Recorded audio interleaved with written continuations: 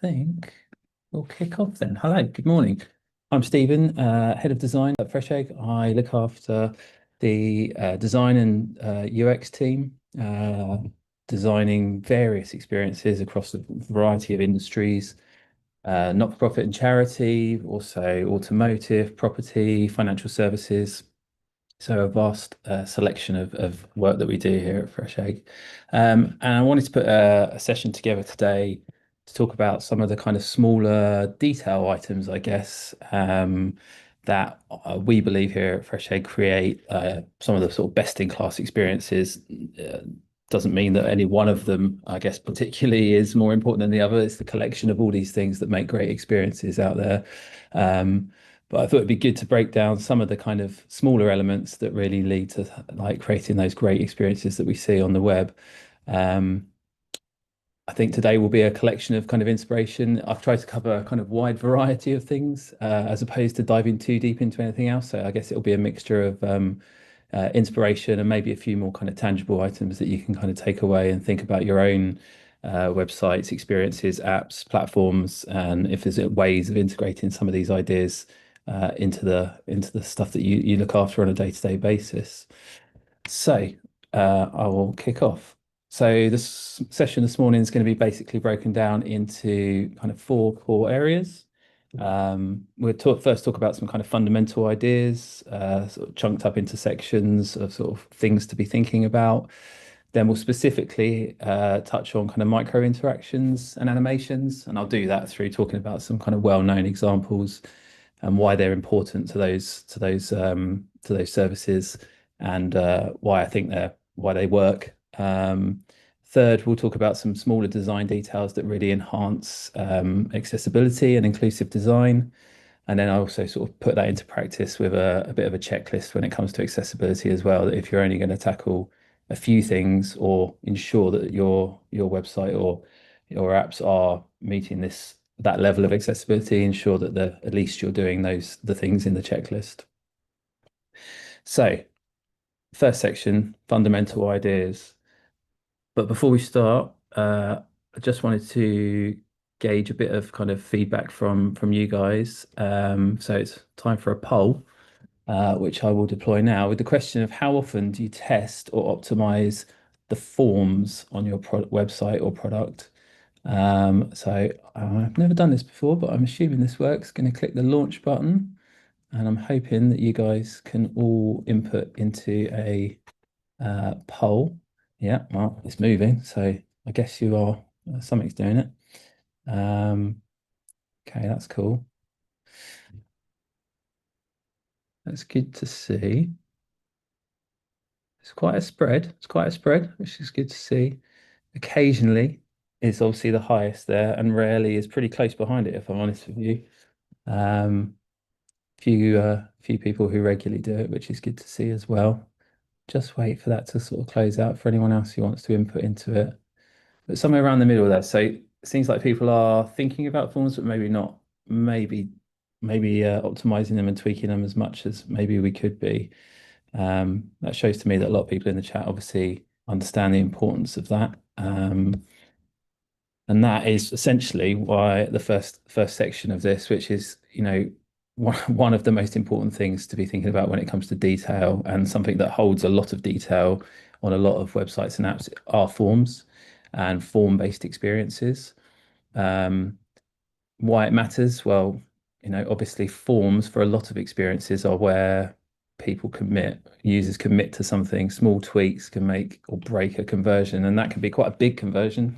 You'd be buying something very expensive on a website or a service or signing up to something, but it could be a small conversion point as well. It could be something like email sign up or something like that, which is equally important and might lead to one of those bigger conversion points later down the line.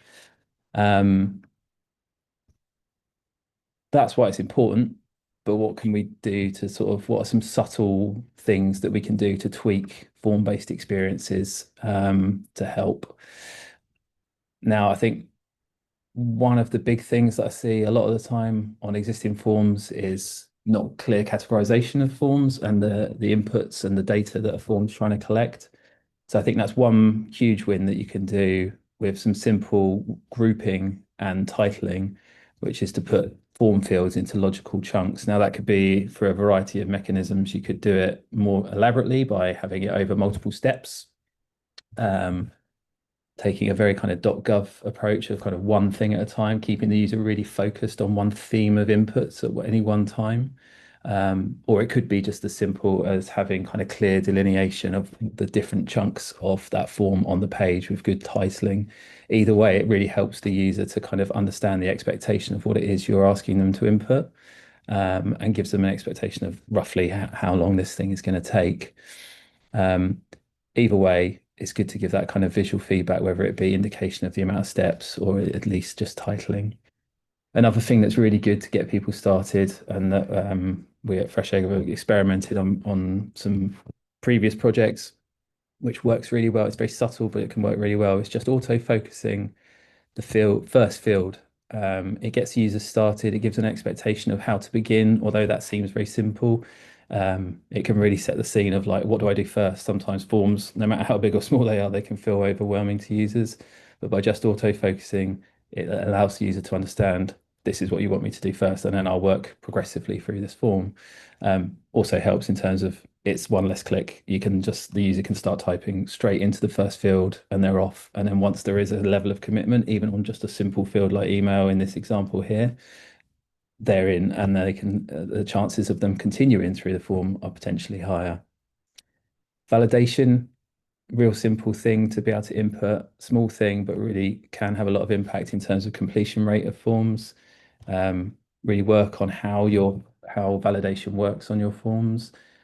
Really want to see the internet using less and less of that mechanism of relying on users to fill out an entire form, clicking submit or whatever the button says to find out that there's then errors, and then having to use the page to then work out those errors. If possible, try and help the user through the process, give them feedback throughout, through instant inline validation that things aren't quite correct, let them correct them before they start erroring the page or getting through to clicking any buttons. And then also, where possible, try and think about defaults as well. You can see in the example here, in this Gymshark example, we've got the country and region pre-filled. Now, I won't pretend to guess technically whether it's on IP address or some other mechanism, but I was a cold user to this page. But yeah, defaulted to United Kingdom. That's a simple one. Is there other ways that we can default any of these fields? If we've got a logged in state for the user, is there preferences and stuff that we can pull into a form, or any previous information, whether it be most used, payment details, card details, that kind of thing? Or is there something you can glean from kind of wider data of your business? If you've got options for a product or options for a service, if 80% of your audience choose one of three options, then experiment with defaulting to that higher used option, see if that has an impact. Can really kind of speed up input of forms. So I used Gymshark there as an example as well. I think that is a Shopify checkout, but they implement quite a lot of these things, whether it be the first field focus, the pre-filling of a lot of information, the clean kind of chunking up of the checkout flow as well. That's not how every Shopify checkout is. They're fairly customizable, so I'm sure maybe some people on the call use Shopify, but yeah, you can do a lot with it. But essentially, it does result in a kind of pretty clean, minimalist design. It's how users are starting to expect checkouts, i.e., pretty much everything on one page. Now, obviously, you can express checkout in this example, which then speeds things up even further, but everything is essentially on one page, and there's no kind of multiple steps within a kind of e-commerce checkout. Helps in terms of mobile. Once you're on that page, you can complete everything and get it all paid from a mobile perspective. There's no kind of reloading new pages. And yeah, there's lots of other good things about the Shopify checkout specifically on that Gymshark example, but I'm sure there's many other great example implementations of the Shopify checkout page. So the next, moving on from kind of forms and the idea of how we get people to flow through forms, the next one is the concept of hierarchy and scannability. I'm not really sure scannability is a word, but I think you all know what I mean by it, but I thought I'd stick with it. Of layouts really. And why that's important is that users scan. users don't read. That's take that with a pinch of salt. That strong hierarchy of that information equals faster decision making and then higher engagement with the content. Obviously, users do read. That's a bit silly to say. But when users are in different states of a customer journey, whether it be in a kind of research state or bouncing between things, or trying to, from an overview, understand your business or your service or your offering, that's when scanning starts to happen and reading happens kind of further down the line of investment of time and effort.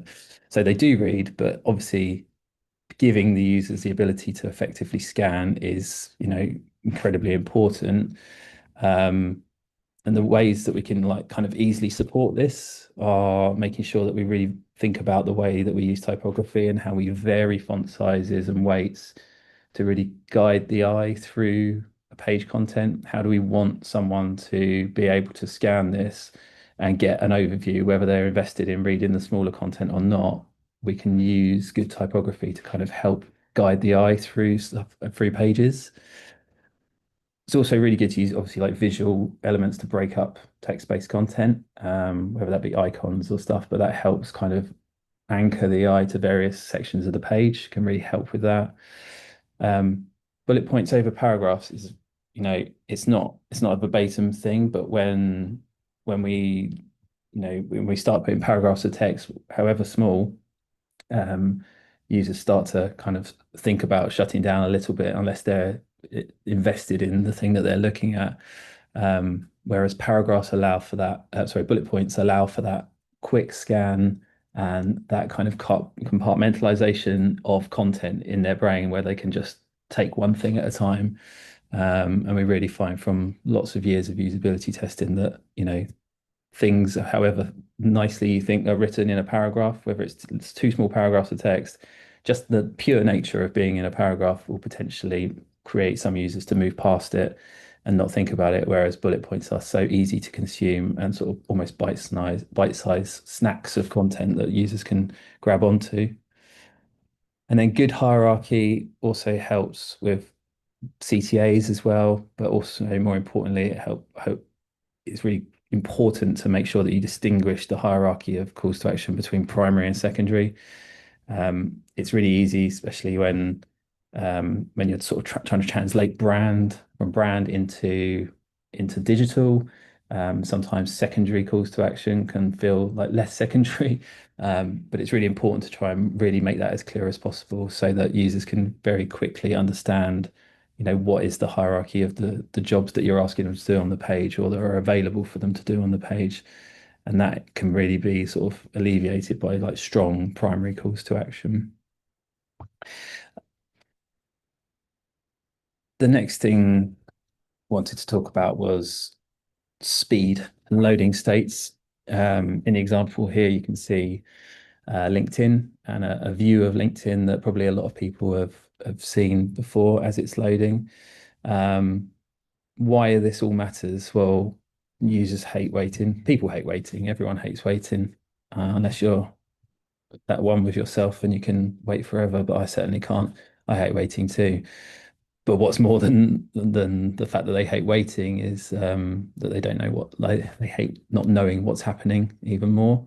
Um, and there's lots of ways to sort of mitigate this. And from a technology point of view, obviously putting as much effort into the optimization and speed of your experiences is incredibly important. But there's obviously other ways to kind of mitigate that.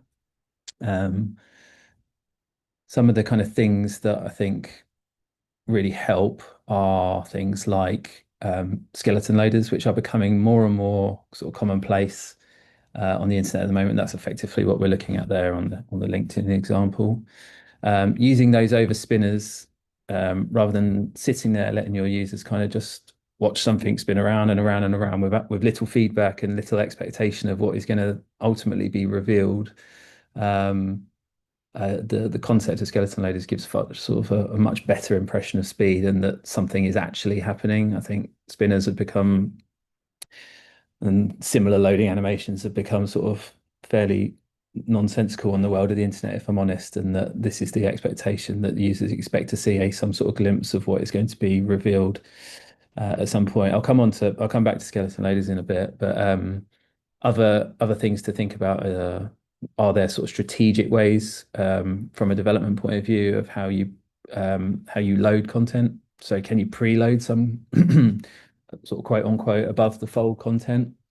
Can we thinking about kind of a strategic loading strategy for how we kind of bring in content on the page? So some of the most important above the fold content is loaded first, and then we kind of hold back on maybe incrementally loading some of the stuff below.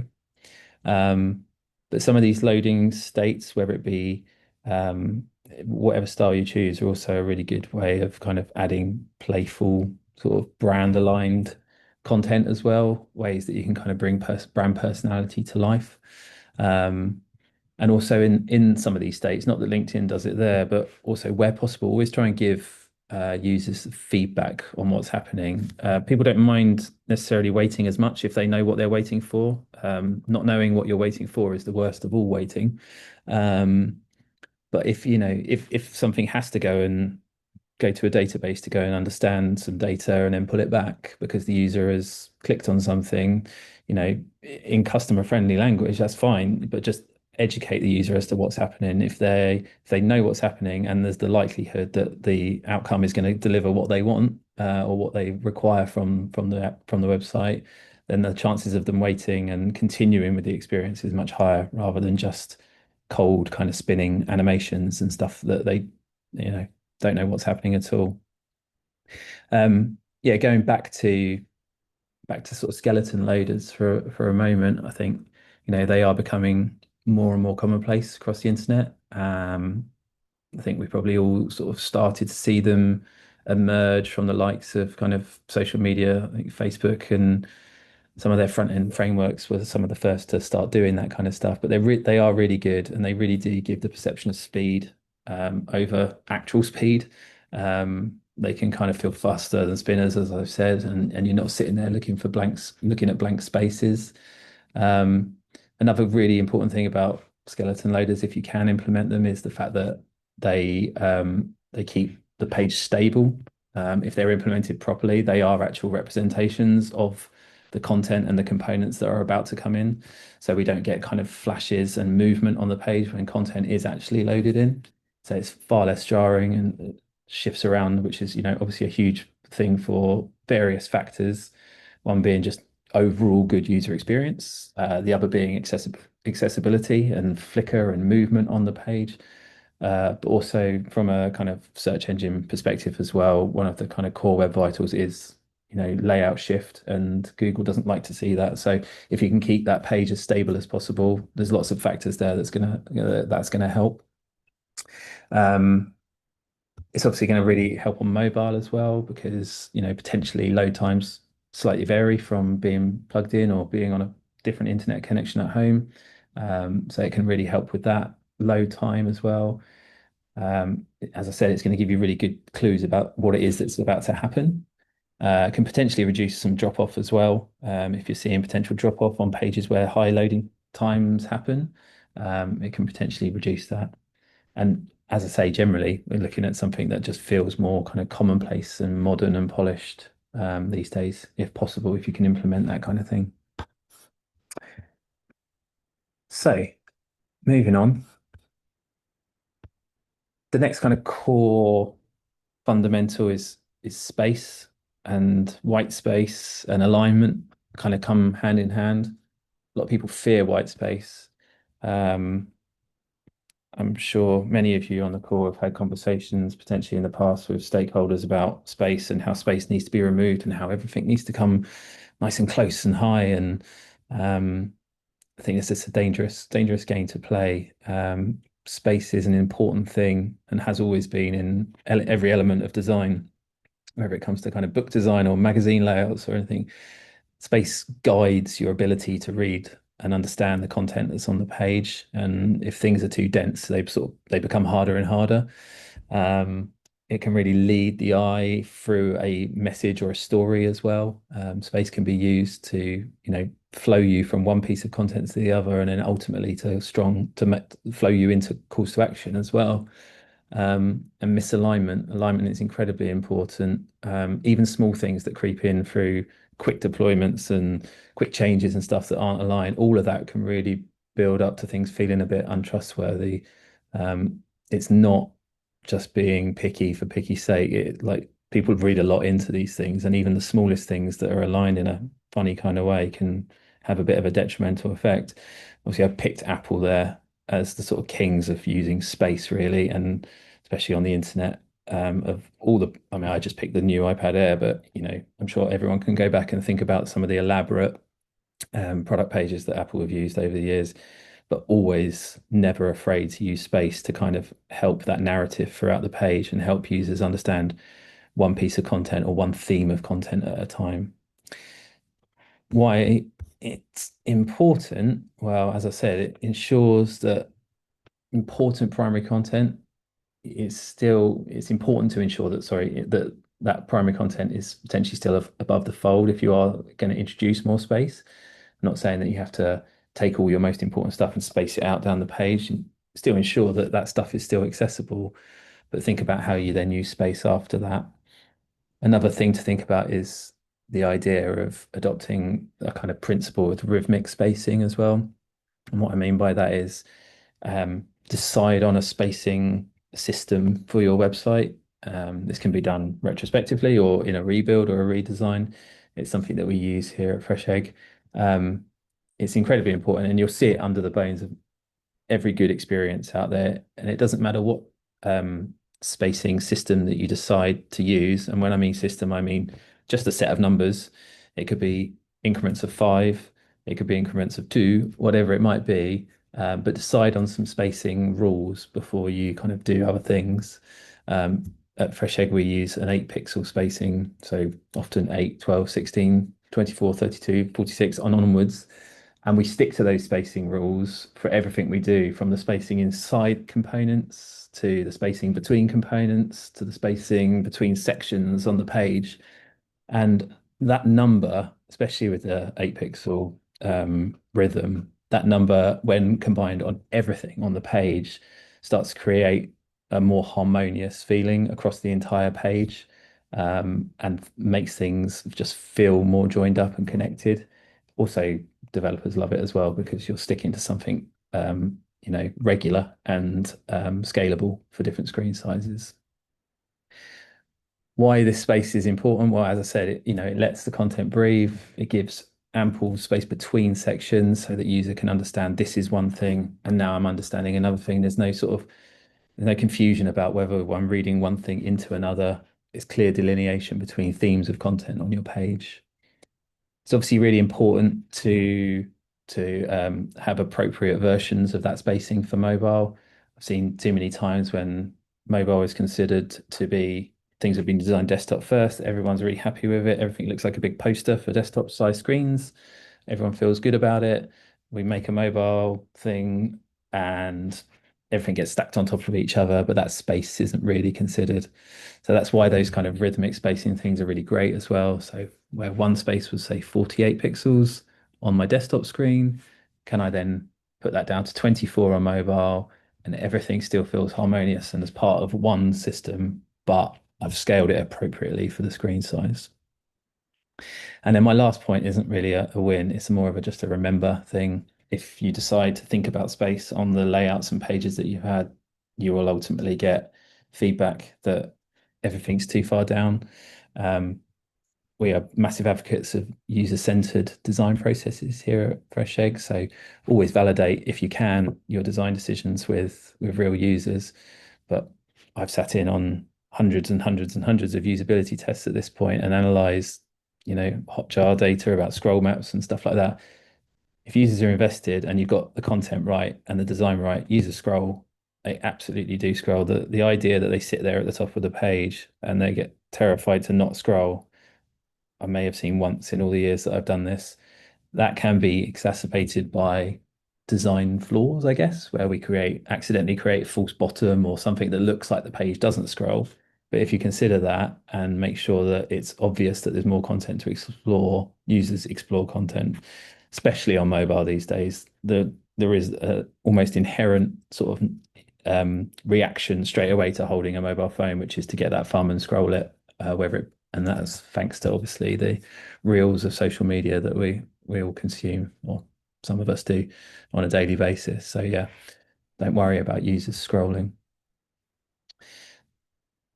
Time for another poll, just to break things up before we move into the next section. So I'll launch this in a sec. So yeah, the question of the poll is what best describes your current use of micro interactions in your digital experiences? And I'll launch that now just to gauge thoughts and feelings. Hopefully you can all see that.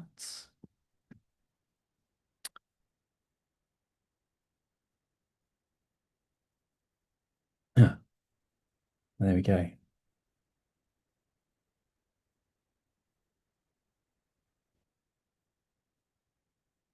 What even is a micro interaction was winning for a second there, but I can see it's kind of on the lower side, and that doesn't surprise me ultimately. They are often a lower invested item in when developing products and services, digital products and services. Um, but I believe that they're incredibly impactful and can be incredibly powerful as well. There's often focus on, business requirements and functional stuff. Does the page do this? And on a without going down a different tangent, there's a scale out there of great experiences from kind of meaningful and delightful all the way down at the bottom to functional, and it's easy to focus on the functional, but it's things like micro interactions and animations that can really actually take your experiences, as long as they're functionally stable, by adding those kind of things on top, can take it to the kind of next level and make it something that's actually kind of meaningful and impactful to your users. Um, so I'll talk about a few of those now. Um, they are harder to implement without a doubt. But if you take the time to think about where they could be applicable, they could be, yeah, potentially very impactful. I'm going to start with probably the most well known one around these days. It happens on a few different sites and services, but I've picked one. And don't judge me for my choice of screen recording either. He's a popular Instagrammer, but I'll try not to make you hungry. Um, and that is the Instagram like animation, the interaction of being able to double tap, tap a like, whatever it might be, whatever your choice of interaction with it is. You can see me there tapping furiously on these American style biscuits in London.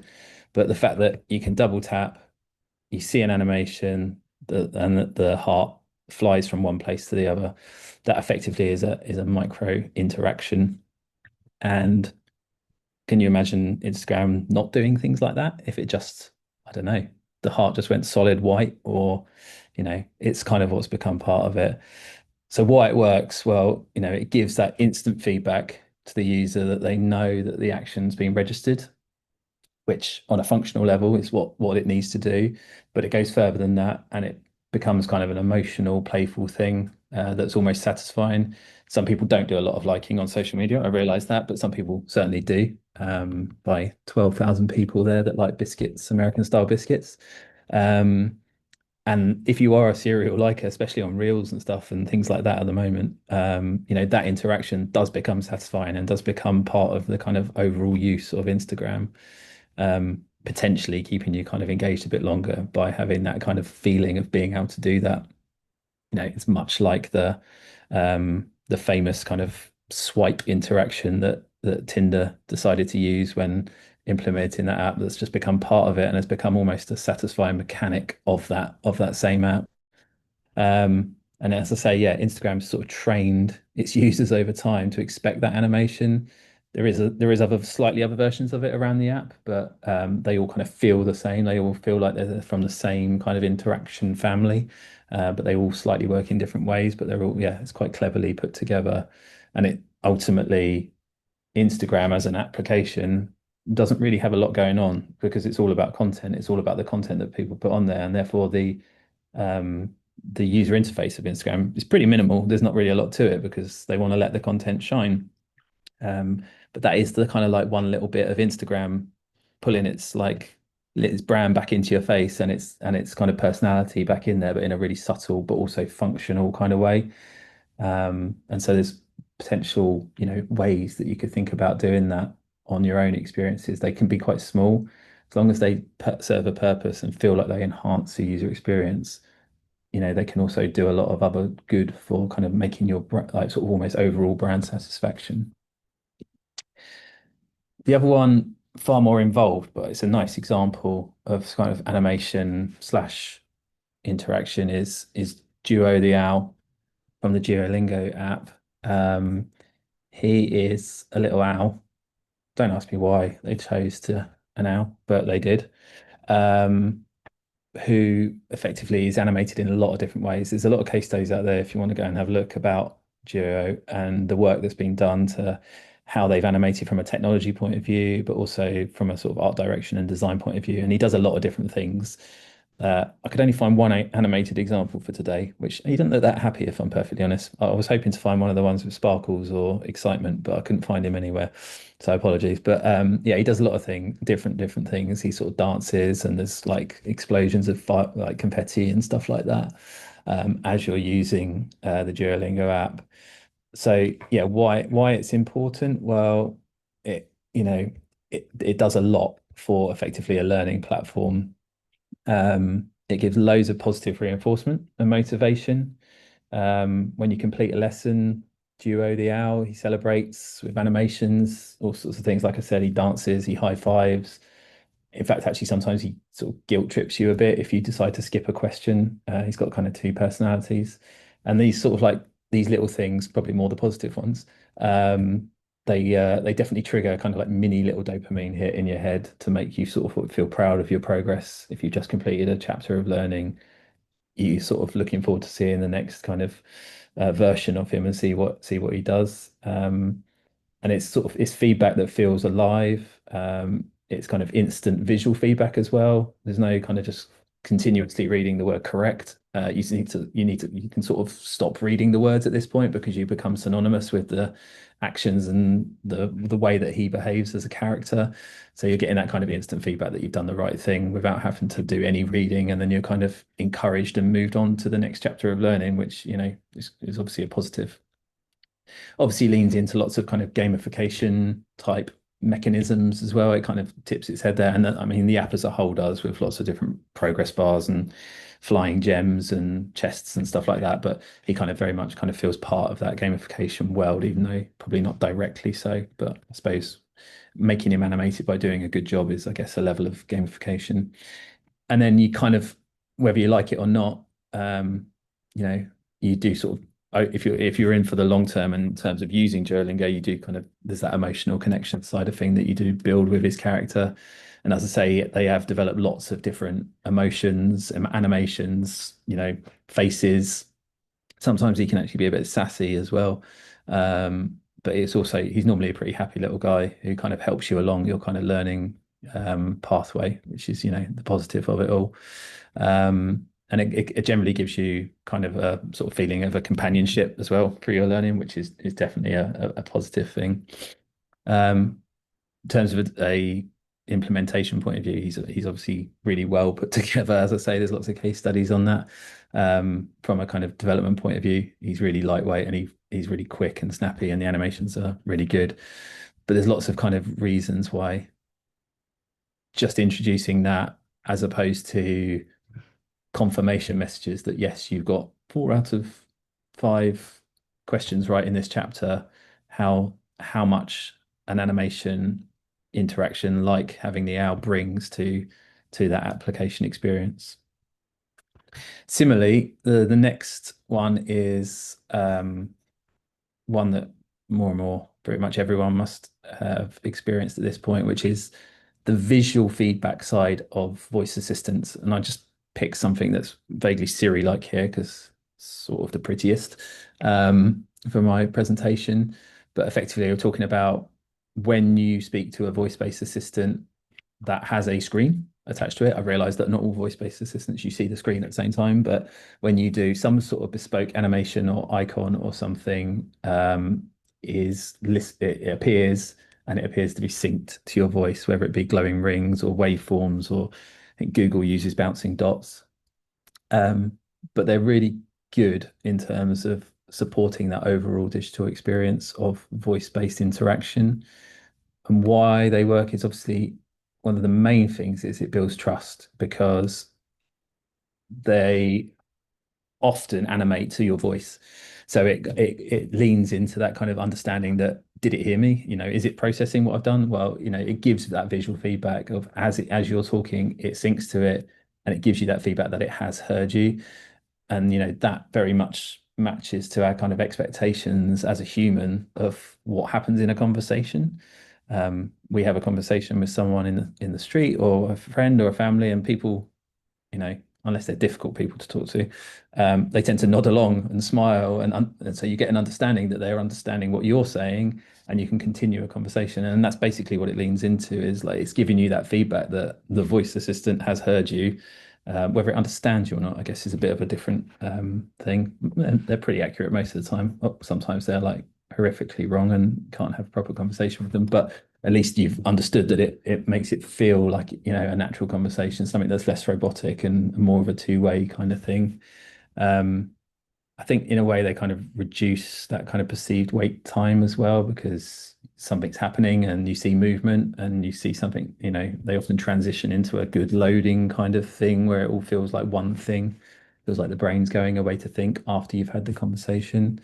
But yeah, and then they're also pretty good in terms, they can be pretty good in terms of accessibility as well. You know, if you're particularly hard of hearing, for instance, or in a noisy environment, in terms of more sort of inclusive overall accessible design, um, you might not be able to hear the fact that it's talking back at you and it's listened, or but that clue of it moving gives you that understanding that the command or the conversation was received.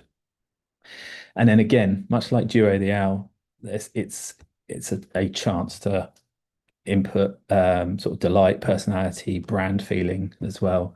And obviously they're all designed differently. The Google one, being Google, is inherently more minimalist and simple and in its color and execution. And then, like all things Apple, it's fancy and shiny and spins around with loads of colors. But it's a chance for them to mirror this little tiny interaction in the grand schemes of, say, Siri, everything on iOS. This one little thing, there's a nice feeling when that little thing pops up. And they've extended it even more now with the Apple Intelligence and the way that your screen as a whole glows in a very similar way, similar visual language to this little spinning thing here. But it's kind of like the personality that they've given to AI and voice-based interactions. Time for another poll. So, next question is, before we move into kind of talking about some accessibility things, which of these accessibility practices is the biggest challenge in your projects? So I'm going to launch that now and see what everyone feels about this sort of thing. So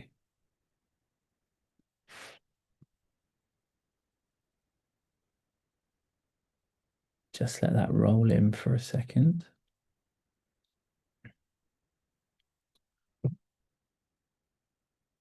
Interested in this one. Obviously, accessibility is a big topic, with lots of different facets to it as well. I've tried to kind of break it into some kind of key things here. And generally, when we go into this section, by no means think that this is the only the only elements of accessible design and inclusive design to be thinking about, but it's certainly some that I've picked in terms of if you're only going to think about a few kind of detail items to be thinking about fixing, looking at, improving, then these are some of them. If anyone's ever had an accessibility audit, an external accessibility audit done on their website, they'll know that there's many, many, many facets to creating kind of accessibly compliant websites.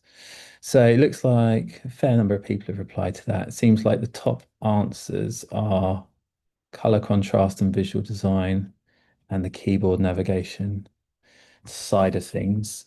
Yeah, it's interesting, the color contrast stuff. It's obviously it can be a battle dependent on the kind of brand, and often as people in charge of digital experiences, websites, sometimes that's not necessarily in our control.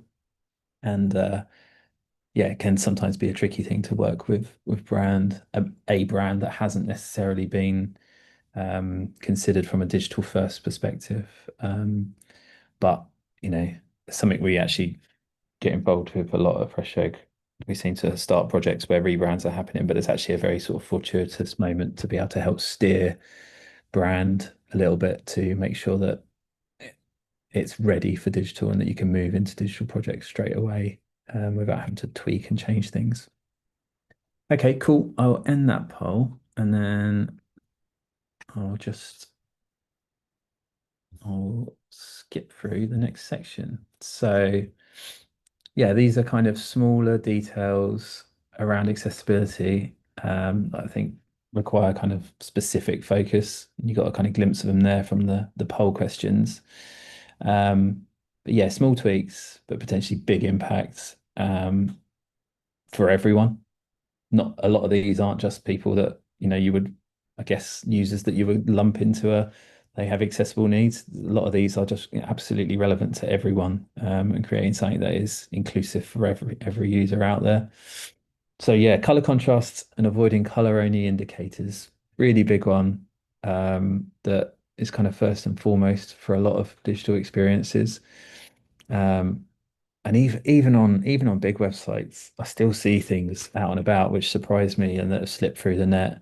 But yeah, effectively what we're talking about is text and really important UI elements, not having that enough contrast against the background. Um, and they need to be readable by people with low vision or color blindness. Those two predominantly, low vision and color blindness, but you know, I think I've got pretty much 20/20 vision, but even who knows the context or scenario that I might be looking at something in, might be outside on my phone, really bright sunlight. I might be, somewhere where it's hard to see something.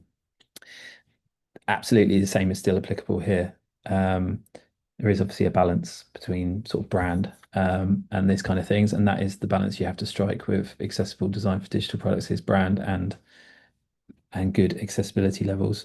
But yeah, white matters. Well, from a color vision deficiency point of view, and that won't go into that today, but color blindness, quote unquote, comes in many different flavors and varieties.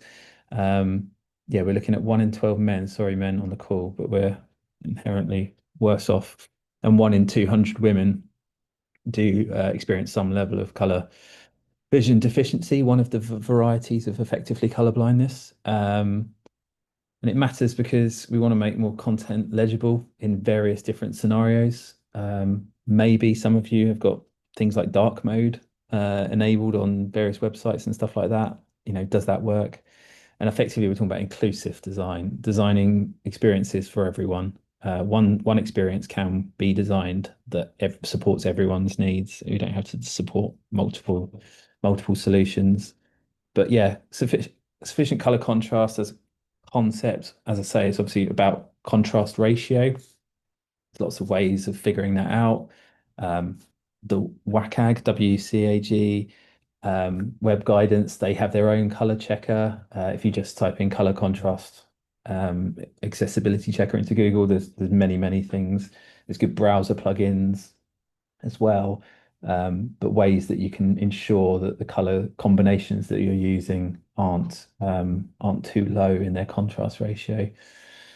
Goes without saying, an example would be dark gray text on a white background is okay, but a light gray text on a white background is not going to be okay. It's pretty simple to sort of say. But yeah, try and make sure that you strike that line between brand and good accessibility levels. Avoiding the color only indicators things. What do I mean by that? Well, it's simple as it sounds, really. Excuse me. Don't just use color to convey meaning. Try and combine color.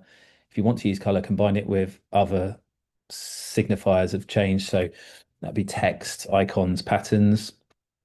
So a good example would be, you know, if you need to highlight a form field to say that something's got an error or something needs to change, don't just make it red.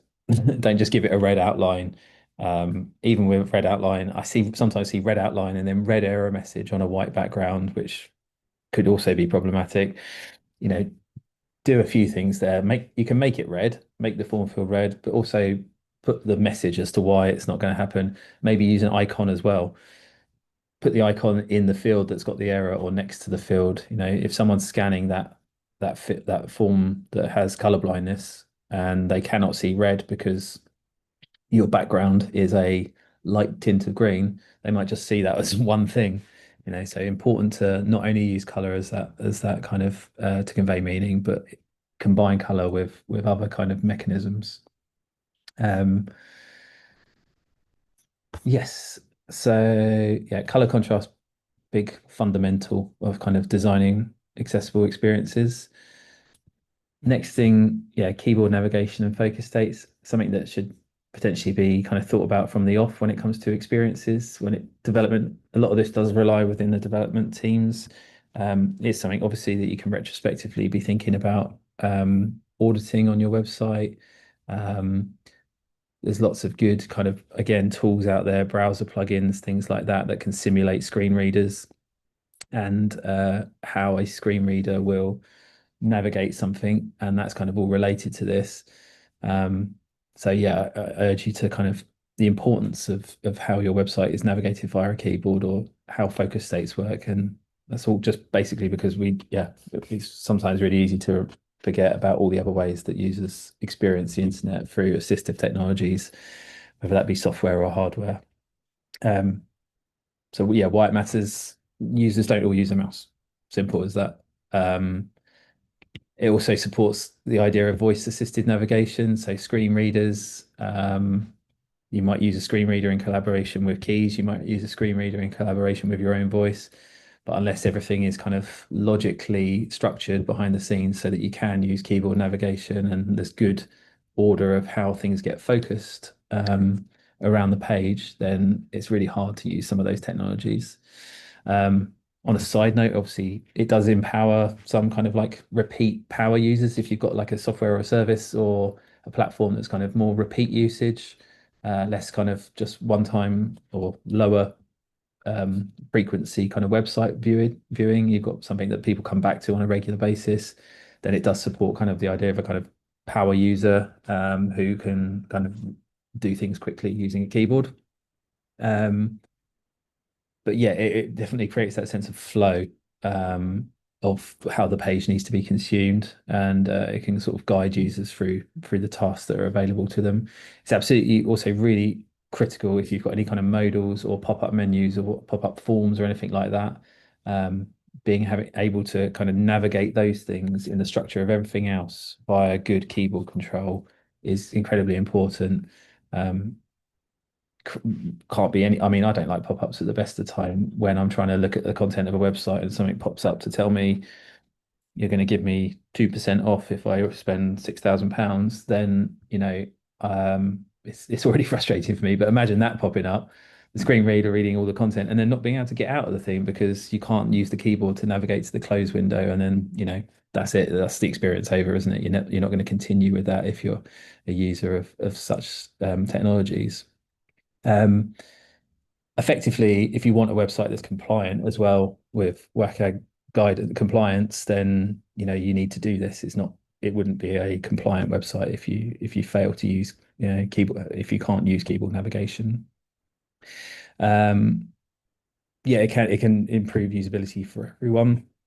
Even if you use a mouse user, being able to complete things by hitting a return sometimes feels like a natural instinct for some people. So being able to support that kind of thing really helps. As I say, yeah, it just generally creates more of an inclusive experience for everyone from a sort of wide range of needs.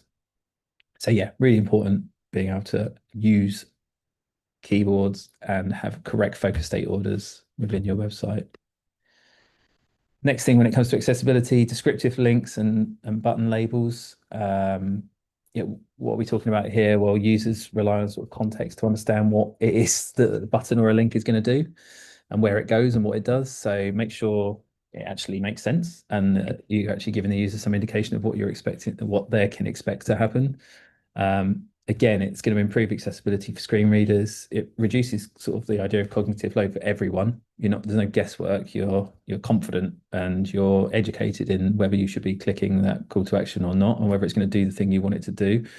Therefore, it's going to sort of reduce overall friction of a lot of experiences. It can also reduce, like it can sorry support better navigation and repetition. If you've got lots of buttons on a page, or maybe in an article or something in longer form, and you've got buttons within it.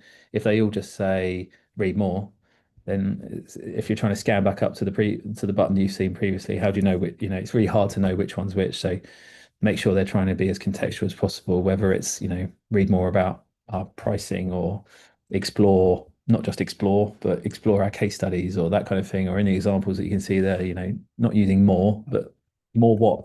Show more news, or click here, let's work together. What are we actually trying to do? Next article. Try and be contextual and relevant. This is obviously a big thing from a user experience point of view, accessibility point of view. It helps in many different ways, but also helps potentially from an SEO point of view as well. Just giving more contextual interlinking in your site can only be a good thing, really, in terms of how Google understands the structure of your website. And it's got to be a positive for sort of ranking stuff if there's clear user journeys within your site that the Google bots can understand in a really structured kind of way. So that's three kind of core things from user for accessibility. Little things. I mean, that's a whole slide. I've talked about it for whatever I did, 4 minutes or whatever, but it's actually quite a simple thing. It's quite a small detail that can make quite a big impactful difference. It's just going back through some of your core calls to action and making, is there ways that we can make them more contextually relevant? How many mores or click here's or read nows, have we got on our website? Is there ways that we can make them better and more relevant? Right. The last section,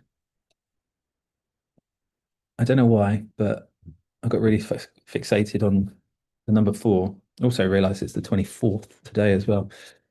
So I just thought I'd give a bit of a accessibility kind of checklist. Feel free to screenshot your screens right now if you want to keep them. But yeah, created 4 lists, each within a different theme of accessibility specifically, and then just 4 items per list. As I said at the top of this section, there's many other parts to accessibility, many, many, many. But if you're only going to take 4 lists and focus on 4 things per list, these are some good things to be thinking about. Some of them we've already covered, but I'll kind of just go through it again now. So within the kind of theme of visual design and color, minimum contrast ratio, as I said, there's some ratios for you there. Urge you to look up if you don't already know what those things mean in terms of the size of body text and what large text means and stuff like that. It's pretty clear on the WCAG website what those are. So making sure that good color contrast ratios. As I said before, try not to use color as the only indicator. So going back through some experiences, are we doing any notifications or any like validation on forms that's just color? Are we indicating one thing as being different from another within some content by just color? Are we using color coding of a section of a website? And the only thing, those kind of things, is there ways that you can enhance that? Becoming more and more commonplace, especially with more kind of like web-based applications, but I do see it elsewhere. The concept of dark mode, if you do have one, make sure it doesn't, make sure all of the same work that you've done on the regular mode, so to speak, when it comes to contrast and legibility, isn't, at risk if a dark mode is applied. And then much like typography and letters, when it comes to contrast, just make sure that there's good contrast between all elements as well, not just typography, but all sort of background UI elements have enough contrast. Really important. So that you put a load of work into saying, well, this content goes in this box and it looks great. But if some users can't see the box and then it just looks like a load of floating content because, there's not enough contrast with all that design that you put in, it's lovely and subtle, but some users can't see it, then that's not going to look great for a lot of people. The next list is around navigation and interactions. So yeah, first one, all interactive elements are accessible via the keyboard. Like I spoke about before, ability to use tab to jump between different focus states, the ability to move around with the keyboard arrows, and the ability to enter stuff with the return key. Make sure that every focusable element on the site has a focus state. If you're unaware of a focus state, it's the one that if you press tab on a website and you'll see it, go to the government website and press tab, you probably see one of the most obvious ones, a big yellow halo around things, unless they've changed it recently. But it needs to be visible. It can be a bit of a battle sometimes when it comes to kind of brand and visual identity. Really, it shouldn't be your hover state. It shouldn't be the active state of something. Um, it should be quite different from all those things, and it should be quite obvious. Sometimes maybe not even a brand color. So that if someone with some sort of visual impairment is using focus states to really focus where the where you want them to focus on the site, it's very obvious compared to the rest of the design aesthetic. If you've got a blue and green brand, think about, is my focus state bright yellow or bright pink or whatever it might be. Really give it that standout against everything else. Um, Avoid using hover only interactions. Do you have things on your website? Cards. I don't know, classic one is things like, I don't know, you might say latest news at the bottom and it's a lovely picture and a title, and then you have to hover over it. And then when you hover over it, you see the snippet of text and the button that says read more. Try and avoid those kind of things. If you can change them to make them more accessible for everyone, it's only a good thing. Hovers don't play that well at all with screen readers. Also, don't play that well for anyone with a mobile device, obviously, because there isn't really the concept of hover on mobile. Um, and you have to tap once to reveal the hover and then tap again to go into the thing. So, yeah, try and if it's something that's core in terms of functionality, then try and avoid hovers. Um, and also, yeah, make sure that no essential actions blocked by auto-playing carousels or modals or anything like that. If there's essential action on the page, put it on the page. Don't try and hide it into something. Well, not try, but don't accidentally hide it into something like a carousel or a modal or something like that. Third one, text and content. Yeah, make sure you follow the hierarchy that the internet is kind of based on. No matter how elaborate the page, if it's a very simple page, nice and easy, follow the H structure. Good for screen readers, good for SEO, good for everyone. It's just how the internet is kind of based. Um, you could be designing the most elaborate kind of experiential campaign landing page. Doesn't matter. Just make sure the titles in the background are nicely marked up as what the headings actually are in a structured kind of way.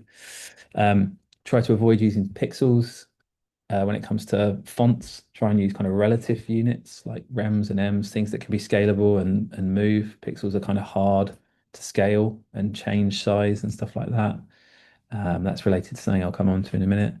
Make sure content's written in plain, simple language. Jargon is explained. A battle that most businesses have in some way or not. Um, Trying to explain things in simple ways, but yeah, it is incredibly important for all different types of users.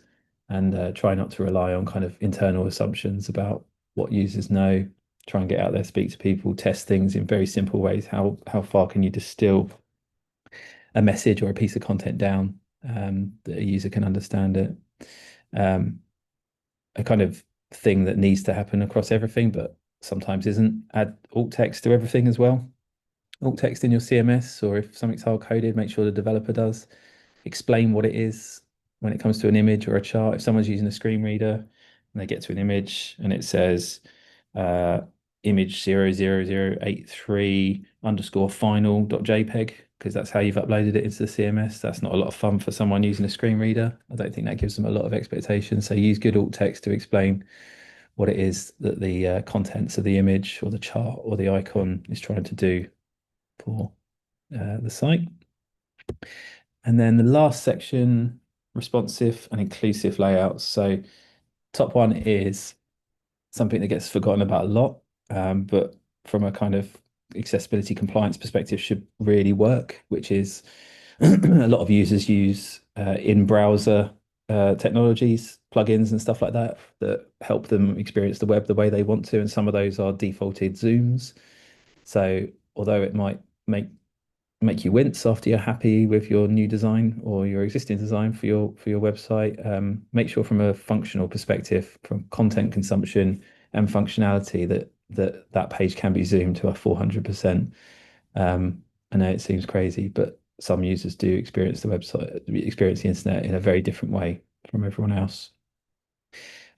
Related to that, make sure that from a responsive perspective, make sure that things scale nice and fluidly, um, across screens, orientations, that kind of thing. Make sure there's nothing broken. Very, very important. Make sure the site supports screen readers with good ARIA roles and landmarks. ARIA roles telling the site essentially what the function of things are, and landmarks in the background telling you the kind of regions of the site, what the intention of different parts of the page are, that kind of thing. Both quite important. And then, as I've mentioned before, make sure pop-ups, alerts, and modals are accessible and dismissible. We kind of becoming more and more reliant on things like popping up on the internet these days, whether it be cookie banners or promotional messages or that kind of thing. But yeah, for someone who doesn't experience the internet in the same way as everyone else, then they can be incredibly distracting and hard to navigate if they haven't been designed and developed correctly. I think that's the end. Thank you all for joining us today.